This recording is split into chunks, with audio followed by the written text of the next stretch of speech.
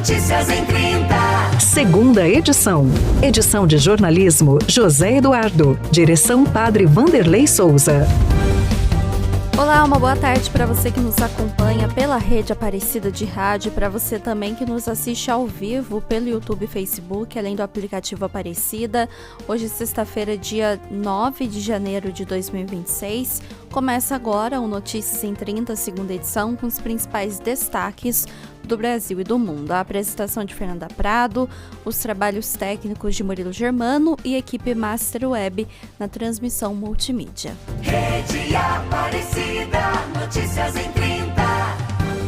Hoje você confere que a União Europeia aprova acordo comercial com o Mercosul. Brasil deve ser um dos mais beneficiados com o acordo e Lula comemora a aprovação.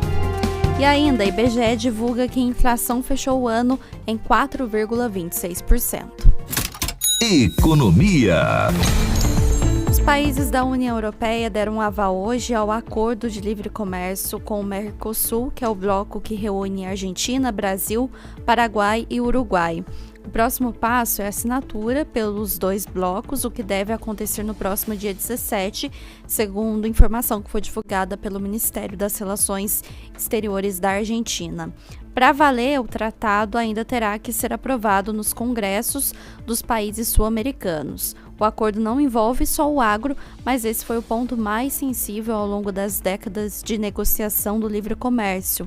Uma parte dos produtores europeus protagonizou diversos protestos, alegando que seria prejudicada com a entrada de produtos sul-americanos mais competitivos. O acordo prevê eliminar as tarifas de importação de 77% dos produtos agropecuários que a União Europeia compra do Mercosul. Com isso, o setor poderá aumentar as vendas de diversos itens, como café, frutas, peixes, crustáceos e óleos vegetais, que terão taxas de importação gradualmente zeradas na Europa.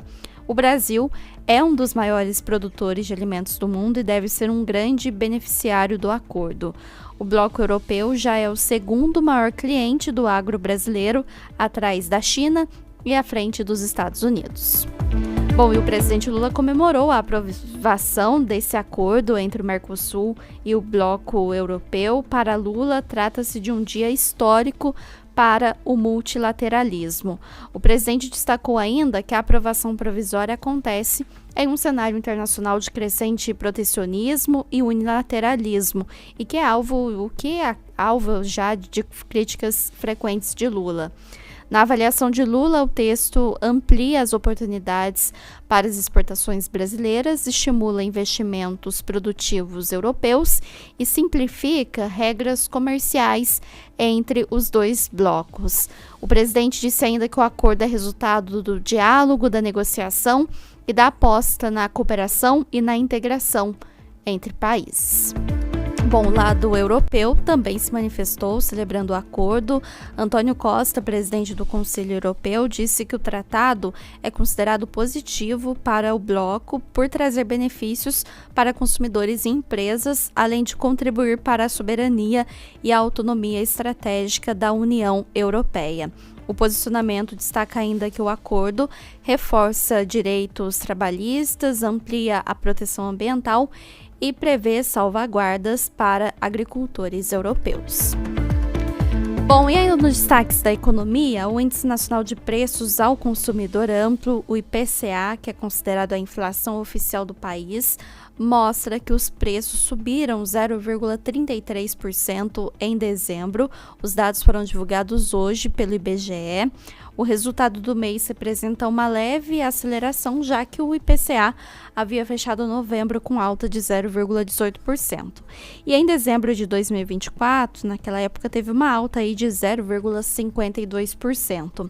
Fernando Gonçalves, que é o gerente do IPCA, destaca quais itens puxaram a inflação do último mês. No resultado de dezembro, a maior variação, 0,74%, e o maior impacto, 0,15 ponto percentual, vieram do grupo Transportes.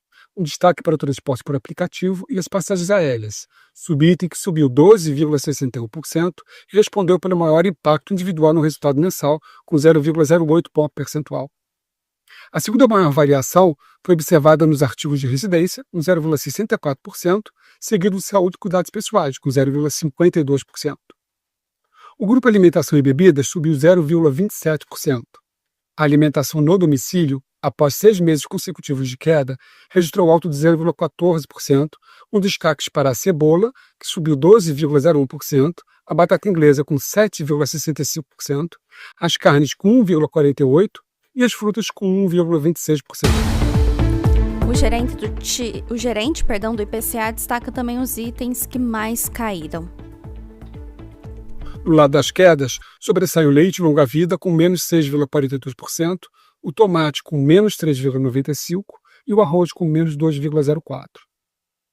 O resultado negativo do grupo habitação, menos 0,33%, foi influenciado pela queda de 2,41% na energia elétrica residencial, em razão da mudança da bandeira tarifária de vermelha patamar 1 para amarela.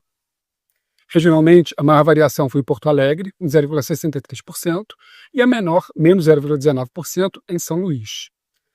O INPC de dezembro foi de 0,21%, acima da taxa de novembro, que havia sido de 0,03%. E no ano, o INPC fechou com 3,90% de acumulado. Com esse resultado, a inflação acumulada em 2025 ficou em 4,26%, como explica Fernando Gonçalves. No ano, o IPCA ficou com uma variação acumulada de 4,26%, abaixo da registrada em 2024, que foi 4,83%. Esse é o menor acumulado anual desde 2018, quando foi 3,75%. A principal variação, 6,79%, e impacto, 1,02 ponto percentual, no resultado de 2025, foram no grupo habitação. A energia elétrica residencial acumulou uma alta de 12,31%, sendo o principal impacto individual no resultado do ano, com 0,48 ponto percentual. O grupo educação, com uma alta de 6,22%, foi a segunda maior variação entre os grupos de produtos e serviços pesquisados, seguidos de despesas pessoais, com 5,87%, saúde e cuidados pessoais, com 5,59%, e transportes, com 3,07%. Alimentação e bebidas, o grupo de maior peso no orçamento das famílias, desacelerou na comparação do resultado de 2024, que havia sido 7,69%, com o de 2025, que foi 2,95%.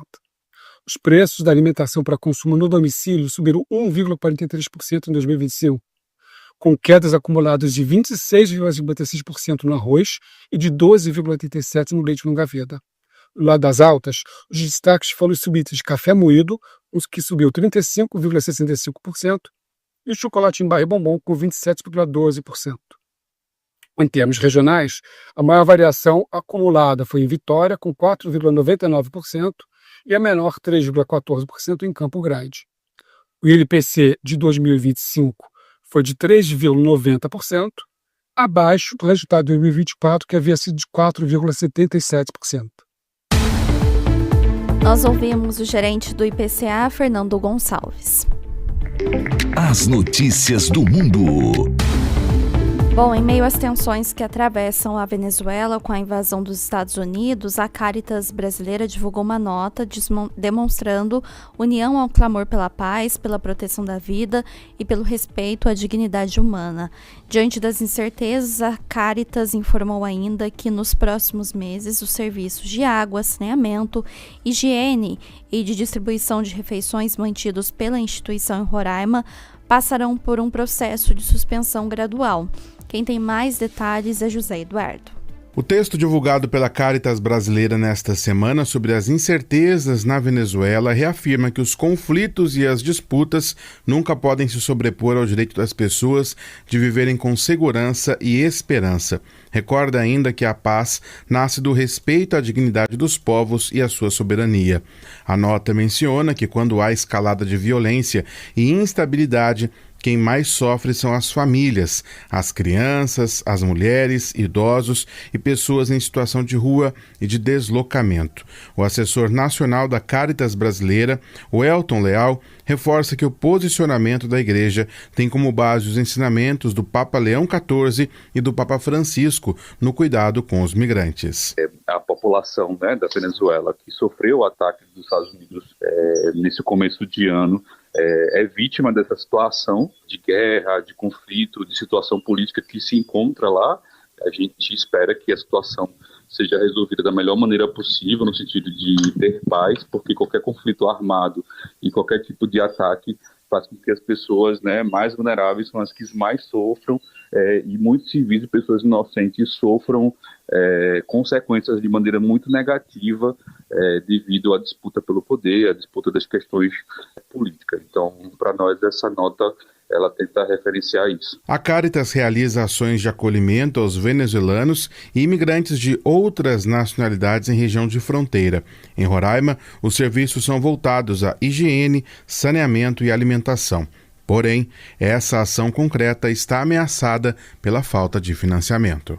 Em Boa Vista também, que é a capital de Roraima, a gente tem um serviço de alimentação pronta, em que a gente oferta cerca de 800 refeições por dia para a população que não tem condições de comer cotidianamente. E essa população, obviamente, mais de 90% são de venezuelanos.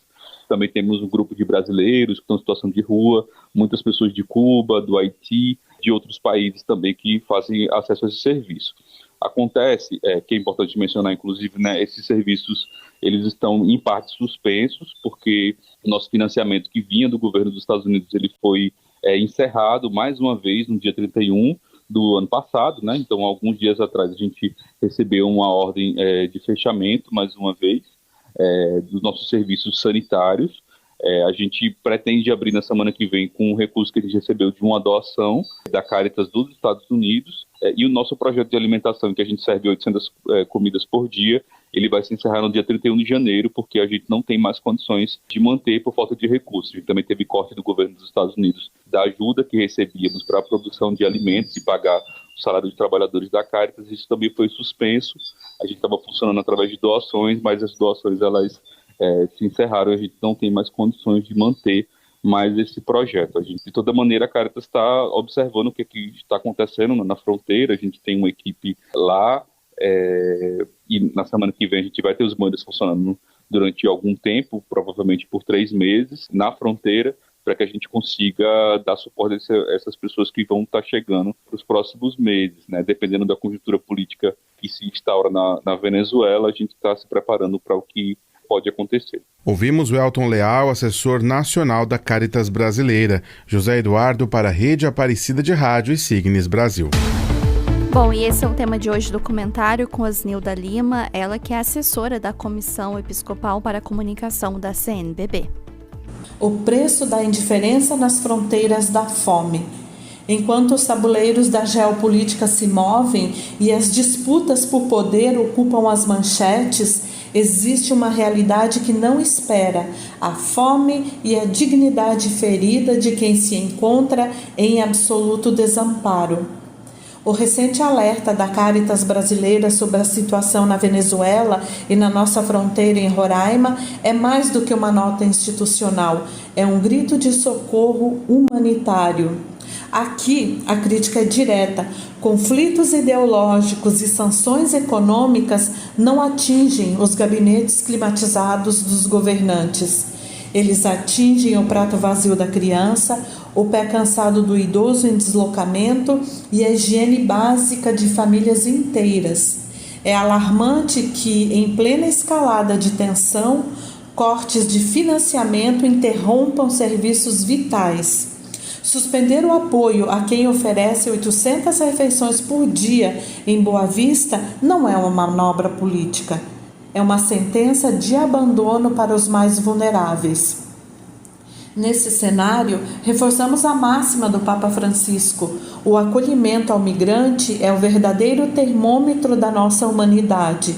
Afinal, quando as torneiras do financiamento se fecham e os serviços básicos na fronteira são suspensos, a mensagem enviada é a de que vidas valem menos do que as disputas de soberania. Sob essa ótica, precisamos entender que a paz vai muito além da simples ausência de tiros. Ela reside no respeito à dignidade de quem cruza a fronteira em busca de esperança e não de novos muros. Por isso, não podemos tratar o drama dessas famílias como algo alheio à nossa própria humanidade. A verdadeira soberania começa garantindo que todos possam, ao menos, comer e viver com dignidade. Bom, e vamos agora conhecer um pouco mais sobre os que apoiam o jornalismo da Rede Aparecida de Rádio. Na volta você confere que fim de semana será marcado pelo retorno dos campeonatos estaduais. Notícias em 30.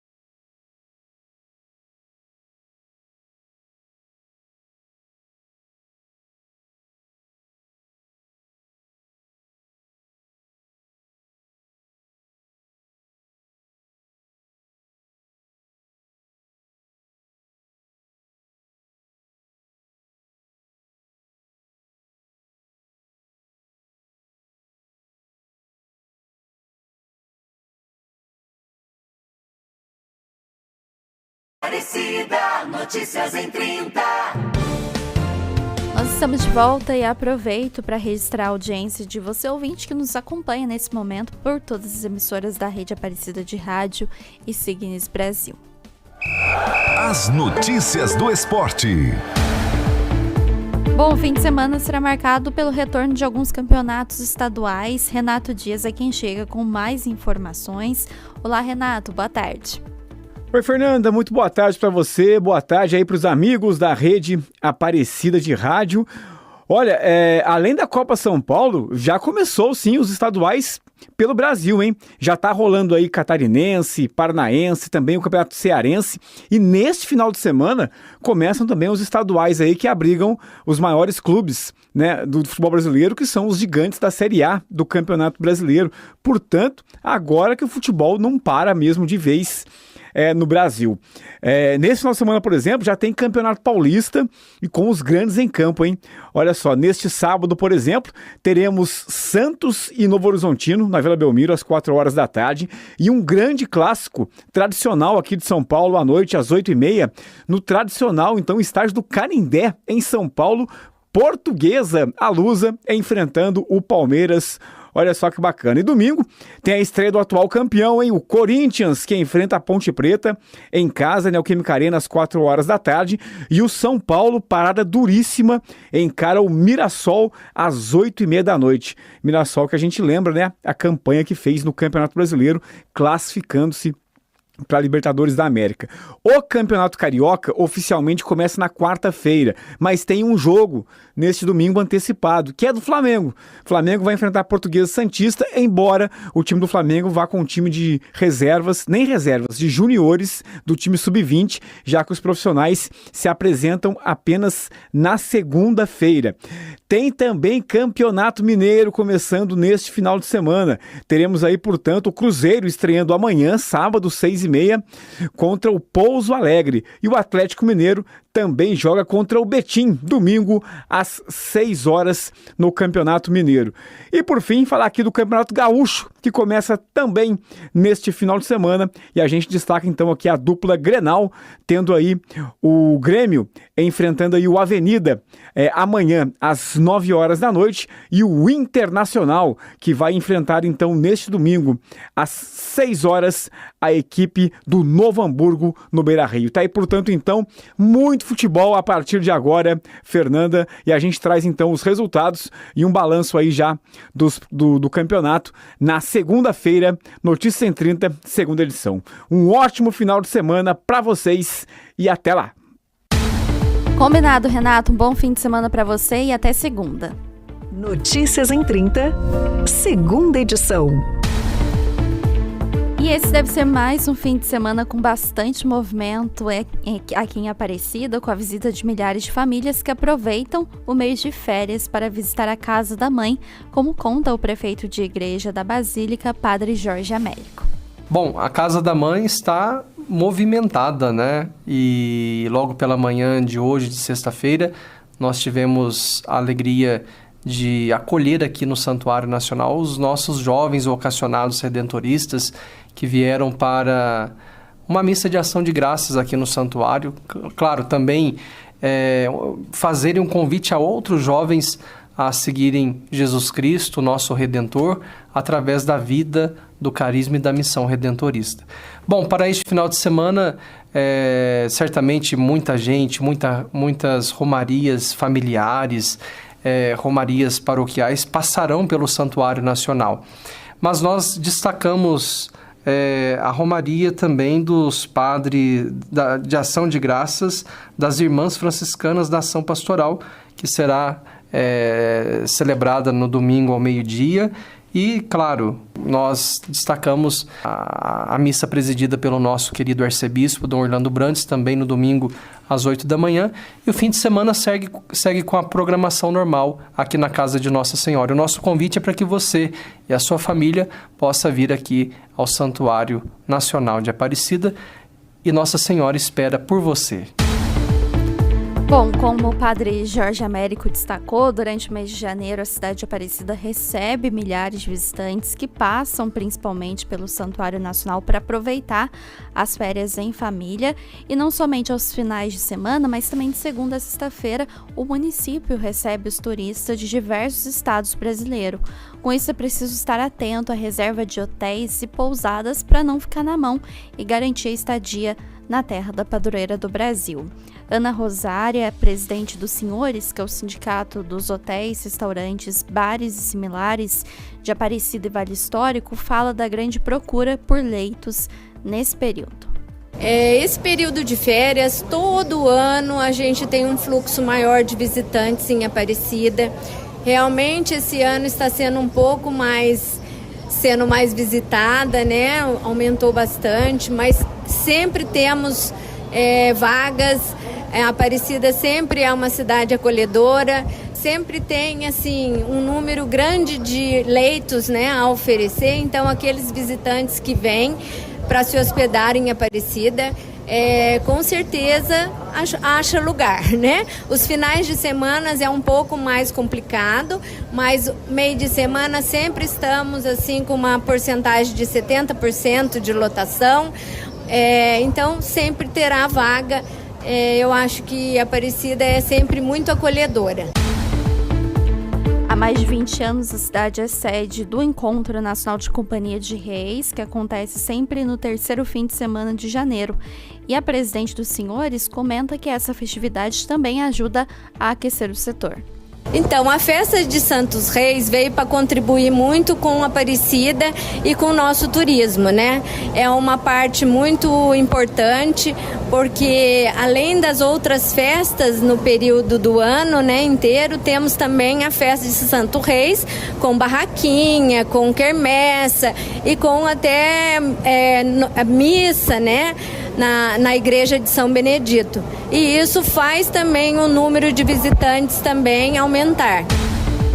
Nós ouvimos a presidente dos Senhores de Aparecida e Vale Histórico, Ana Rosária. As notícias do Vaticano. Foi realizada hoje de manhã uma das audiências mais importantes do ano. Tradicionalmente, ao receber o corpo diplomático acreditado junto à Santa Sé, o Papa faz uma análise da conjuntura internacional, passando em resenha os principais fatos que marcaram os últimos meses. E assim foi para o Papa Leão XIV, que pessoalmente viveu o encontro como uma novidade, por ser a sua primeira vez com os diplomatas de 184 países e organizações internacionais. O Santo Padre começou recordando o jubileu recém-concluído e a morte do Papa Francisco. Outro evento eclesial de destaque foi a viagem à Turquia e ao Líbano, pela qual o Papa agradeceu às autoridades de ambos os países pelo acolhimento. O Papa denunciou a diplomacia da força, que está substituindo a diplomacia do diálogo. De acordo com o Papa, abre aspas, a guerra voltou a estar na moda e um fervor bélico está se alastrando. Foi quebrado o princípio estabelecido após a Segunda Guerra Mundial, que proibia os países de recorrerem à força para violar fronteiras alheias, fecha aspas. Hoje, analisou o Papa, não se procura paz como um dom de Deus, mas através das armas, como condição para afirmar o próprio domínio, comprometendo gravemente o Estado de Direito. O pontífice recordou que a Organização das Nações Unidas foi criada 80 anos atrás, tendo como eixo justamente a cooperação multilateral para salvaguardar a paz e defender os direitos humanos fundamentais. Cotidiano. Mudando de assunto, de volta aqui ao Brasil, o ministro dos Transportes, Renan Filho, assina hoje uma medida administrativa que autoriza a renovação automática da CNH, a Carteira Nacional de Habilitação, para motoristas considerados bons condutores. A medida tem efeito retroativo a partir da data de assinatura da medida provisória que instituiu a renovação, que é 10 de dezembro. Dessa forma, condutores com carteiras vencidas a partir dessa data e classificados como bons condutores já estão contemplados com a renovação automática. O ministro detalhou que esses condutores vão receber uma notificação por meio do aplicativo CNH Digital. Terão direito ao benefício os motoristas inscritos no Registro Nacional Positivo de Condutores, ou seja, aqueles que não registraram infrações de trânsito nos últimos 12 meses. Bom, e o Notícias em 30, segunda edição, fica por aqui, com os trabalhos técnicos de Murilo Germano, transmissão multimídia da equipe A12. Você confere outras informações no Notícias em 30, primeira edição amanhã, com uma edição especial. Uma boa noite e um bom fim de semana. A Rede Aparecida de Rádio apresentou Notícias em 30. Segunda edição. Edição de jornalismo José Eduardo. Direção Padre Vanderlei Souza. Notícias em 30.